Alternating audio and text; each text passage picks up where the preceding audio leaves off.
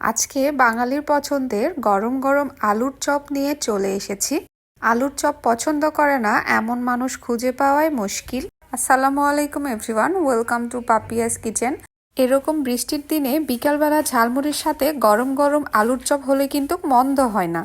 তাহলে চলুন ফুল রেসিপিটা একবার দেখে নিই।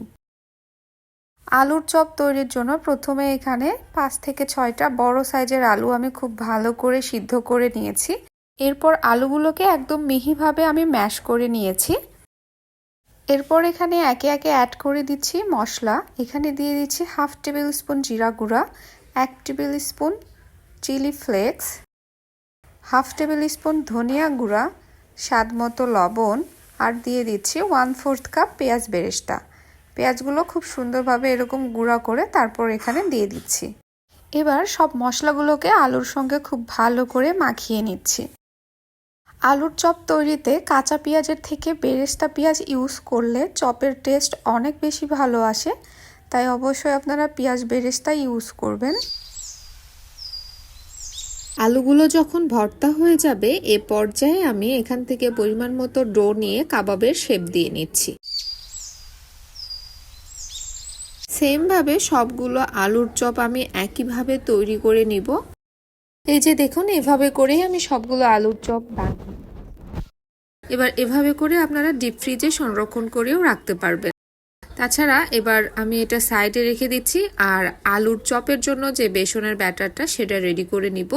এর জন্য প্রথমে একটা চালনিতে নিয়ে নিয়েছি 1/2 কাপ বেসন, দিয়ে দিচ্ছি 1/3 কাপ চালের গুঁড়া, সাথে দিয়ে দিচ্ছি 1/4 teaspoon baking powder, baking soda না। এবার সবকিছুকে একসঙ্গে খুব ভালো করে চেলে নিচ্ছি। এরপর এখানে অ্যাড করে দিচ্ছি 1/4 টিস্পুন আদা রসুন বাটা, 1/2 টিস্পুন জিরা গুঁড়া, 1/4 টিস্পুন হলুদের গুঁড়া, আর 1/2 টিস্পুন লাল মরিচের গুঁড়া। শেষে দিয়ে দিচ্ছি 1/2 টিস্পুন লবণ। এবার সব শুকনো উপকরণগুলো একসঙ্গে খুব ভালো করে মিশিয়ে নিচ্ছি। মিশিয়ে নেওয়া হয়ে গেলে এখানে অল্প অল্প করে অ্যাড করে দিচ্ছি নরমাল তাপমাত্রার পানি। পানিটা একবারে দিবেন না, তাহলে ব্যাটারটা একদম পাতলা হয়ে যাবে, তাই অল্প অল্প করে দিবেন। আর ঘন একটা ব্যাটার তৈরি করে নিতে হবে। এই পর্যায়ে আমার মনে হচ্ছিল হাত দিয়ে করাটাই বেটার, তাই আমি হাত দিয়েই করতে শুরু করে দিয়েছি। ব্যাটারটা আপনি যত সময় নিয়ে এভাবে করে মাখিয়ে নেবেন আলুর চপগুলো তত সুন্দর ফুলকো হবে। আলুর চপ তৈরির জন্য ব্যাটারটা একদম রেডি, কিন্তু আমি আপনাদের একটু দেখিয়ে দিচ্ছি যে এর থিকনেসটা কেমন হয়েছে। এবার এক পিস আলুর চপ এই ব্যাটারের মধ্যে দিব, আর কোট করে নিয়ে এভাবে চামচের সাহায্যে তুলে গরম গরম তেলে আলুর চপগুলো ছেড়ে দিতে হবে। আগে থেকে আমি চুলায় প্যান বসিয়ে তেলটা গরম করে রেখেছিলাম। এবার গরম তেলে এক এক করে চপগুলো আমি ছেড়ে দিচ্ছি। এই পর্যায়ে চুলার তাপটা থাকবে একদম লো টু মিডিয়াম ফ্লেমে, একদম হাইতে রাখবেন না, তাহলে কিন্তু উপর থেকে পুড়ে যাবে।